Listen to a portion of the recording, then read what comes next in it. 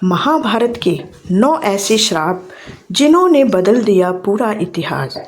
क्या आप जानते हैं, महाभारत का विनाश सिर्फ युद्ध से नहीं हुआ था, बल्कि कुछ ऐसे भयानक श्रापों से हुआ था जिन्होंने राजाओं, योद्धाओं और स्वयं भगवान तक की किस्मत बदल दी। एक श्राप ने श्री कृष्ण के पूरे यदुवंश का अंत कर दिया। एक श्राप ने कर्ण को युद्ध के सबसे महत्वपूर्ण क्षण में असहाय बना दिया, और एक श्राप ऐसा था जिसने अमर होकर भी अश्वत्थामा को मौत से बदतर जीवन दे दिया। तो चलिए जानते हैं उन 9 श्रापों के बारे में। तो वीडियो को अंत तक जरूर देखिएगा, लाइक कीजिएगा, शेयर कीजिए और चैनल को सब्सक्राइब कर लीजिए। तो चलिए जानते हैं सबसे पहला श्राप, गांधारी का श्री कृष्ण को श्राप। यदुवंश का अंत निश्चित है। महाभारत का युद्ध समाप्त हो चुका था। कुरुक्षेत्र की धरती पर हर ओर लाशें बिखरी थीं। हस्तिनापुर की महारानी गांधारी अपने 100 पुत्रों का शव देखकर शोक और क्रोध में जल रही थी। तभी भगवान श्री कृष्ण उन्हें सांत्वना देने पहुँचे। गांधारी जानती थी कि श्री कृष्ण चाहते तो यह विनाश रोक सकते थे, लेकिन उन्होंने ऐसा नहीं किया। अपने पुत्रों के वियोग में तड़पती गांधारी ने कांपती आवाज में श्री कृष्ण को श्राप दिया कि जैसे कौरव और पांडव आपसी कलह से नष्ट हुए, वैसे ही तुम्हारा यदुवंश भी आपस में लड़कर समाप्त हो जाएगा। यह कोई साधारण श्राप नहीं था।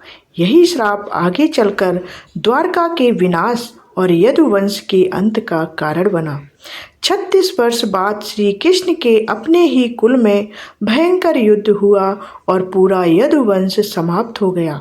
अंत में स्वयं श्री कृष्ण भी वन में एक साधारण शिकारी के बाण से देह त्याग गए।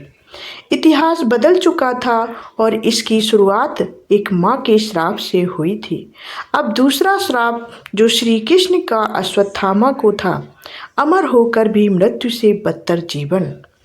महाभारत युद्ध समाप्ति की ओर था।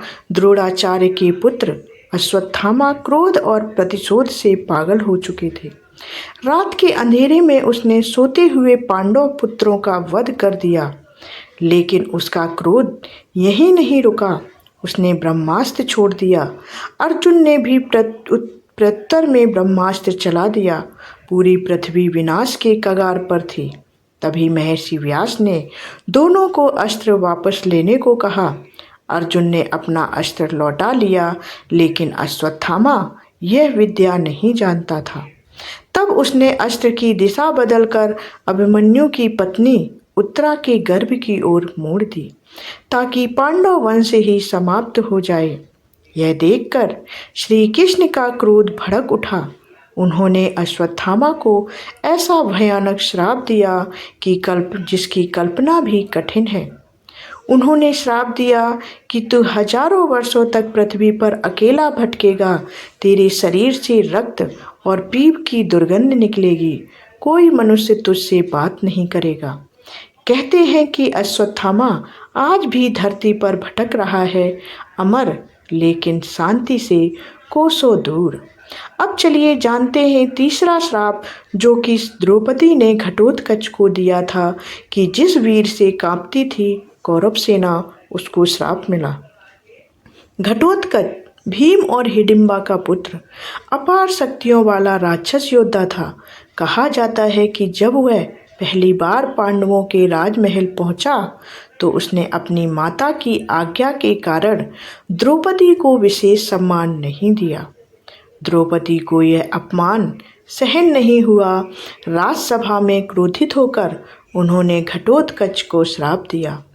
उन्होंने कहा कि तेरा जीवन बहुत छोटा होगा और तू बिना महान युद्ध किए ही मारा जाएगा। यही कारण माना जाता है कि महाशक्तिशाली घटोत्कच युद्ध में अधिक समय तक जीवित नहीं रह सका।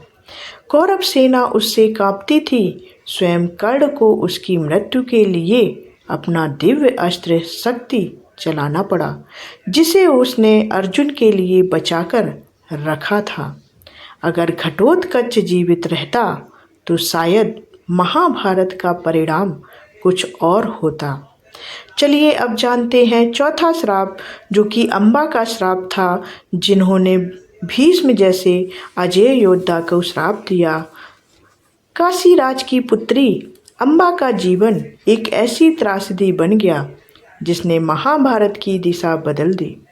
भीष्म ने अपने भाई विचित्रवीर्य के विवाह हेतु अम्बा और उसकी बहनों का अपहरण किया था, लेकिन अम्बा पहले से साल्वराज से प्रेम करती थी। जब भीष्म ने उसे जाने दिया तब साल्वराज ने उसे स्वीकार करने से इनकार कर दिया। अपमानित और टूटी हुई अम्बा न्याय के लिए भटकती रही, लेकिन कोई उसकी सहायता ना कर सका। अंततः उन्होंने तपस्या की और क्रोध से भरे शब्दों में भीष्म को श्राप दिया। उन्होंने कहा कि मैं पुनर्जन्म लेकर तुम्हारी मृत्यु का कारण बनूंगी। इसके बाद अम्बा ने अग्नि में प्रवेश कर प्राण त्याग दिए। अगले जन्म में वही शिखंडी बनी। महाभारत युद्ध में अर्जुन ने शिखंडी को आगे रखकर भीष्म पर बाण चलाई, क्योंकि भीष्म पितामह स्त्री पर अस्त्र नहीं उठाते थे, और इस प्रकार अम्बा का श्राप पूरा हुआ। तो चलिए जानते हैं पांचवें श्राप को, जो पांडु को मिला था, जिस श्राप के कारण पांडवों ने जन्म लिया। राजा पांडु एक महान योद्धा थे। एक दिन वे जंगल में शिकार कर रहे थे, तभी उन्होंने एक हिरण को देखा और बाण चला दिया। लेकिन वह कोई साधारण हिरण नहीं था, वह एक ऋषि थे जो अपनी पत्नी के साथ थे। मृत्यु से पहले ऋषि ने क्रोधित होकर पांडु को श्राप दिया कि जिस अवस्था में मेरी मृत्यु हुई है, उसी अवस्था में जब भी तुम अपनी पत्नियों के समीप जाओगे, तुम्हारी मृत्यु हो जाएगी। यह श्राप पांडु के जीवन का सबसे बड़ा अभिशाप बन गया। संतान प्राप्ति असंभव लगने लगी। तब कुंती ने ऋषि दुर्वासा से प्राप्त वरदान का उपयोग किया और देवताओं का आवाहन कर पुत्र प्राप्त किए। इस प्रकार जन्म हुआ पांचों पांडवों का, युधिष्ठिर, भीम, अर्जुन, नकुल और सहदेव का। लेकिन एक दिन पांडु अपने भावनाओं पर नियंत्रण नहीं कर पाए और माद्री के समीप जाते ही उसी श्राप के कारण उनकी मृत्यु हो गई। एक श्राप जिसने पूरे कुरुवंश की कहानी ही बदल दी।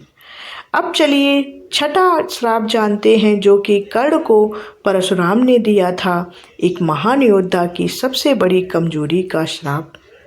कर्ण दुनिया का सर्वश्रेष्ठ धनुर्धर बनना चाहता था, लेकिन उसकी जाति को लेकर उसका अपमान किया गया। द्रोणाचार्य ने उसे शिक्षा देने से मना कर दिया। तब कर्ण भगवान परशुराम के पास गए और स्वयं को ब्राह्मण बताकर उनसे शिक्षा प्राप्त की। एक दिन परशुराम कर्ण की गोद में सिर रखकर सो रहे थे, तभी एक जहरीले कीड़े ने कर्ण की जांघ काट डाली। दर्द असहनीय था, लेकिन गुरु की नींद ना टूटे, इसलिए कर्ण चुप रहे। जब परशुराम जागे तो उन्हें समझ आ गया कि इतना कष्ट कोई ब्राह्मण सहन नहीं कर सकता। उन्हें सच्चाई पता चल गई।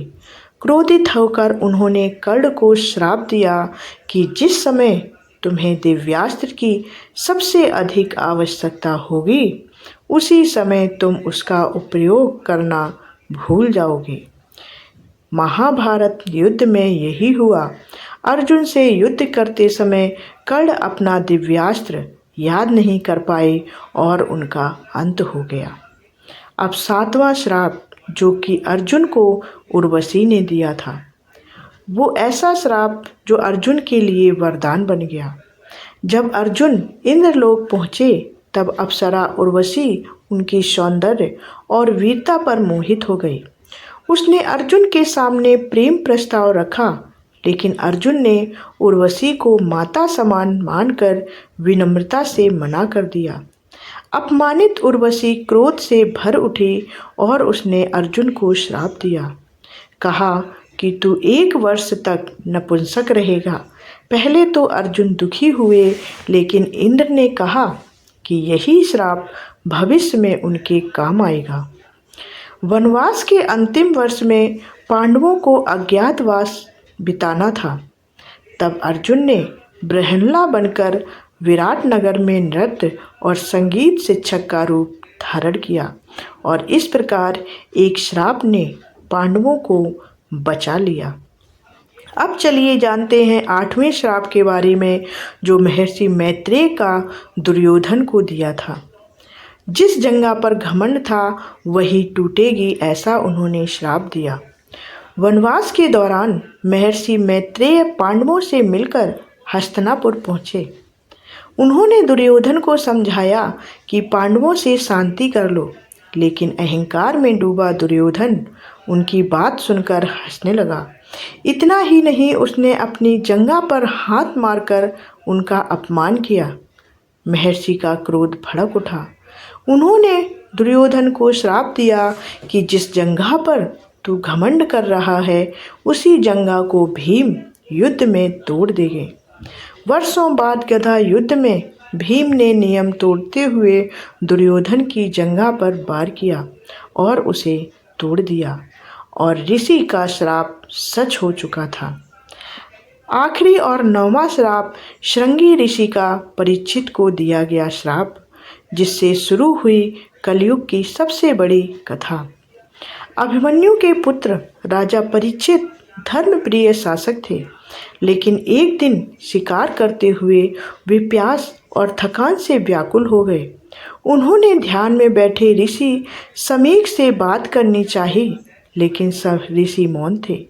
क्रोधित होकर परीक्षित ने मृत सांप उठाकर ऋषि के गले में डाल दिया। जब ऋषि के पुत्र श्रृंगी को यह पता चला तो उन्होंने क्रोध में श्राप दे दिया।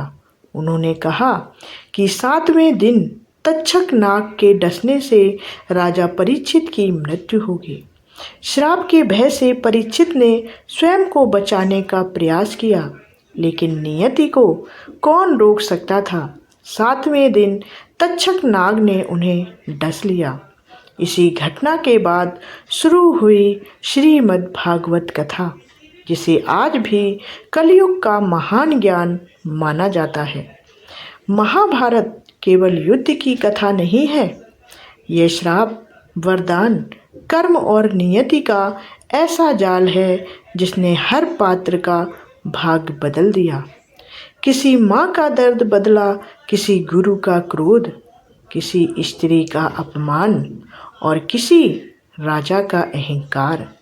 इन सब ने मिलकर महाभारत के इतिहास को वैसा बनाया जैसा आज पूरी दुनिया जानती है। तो आपको ये मेरी कहानी कैसी लगी? वीडियो को लाइक ज़रूर करें और कमेंट में बताएं और कहानी को शेयर ज़रूर करें अपने दोस्तों और परिवार के लोगों के साथ।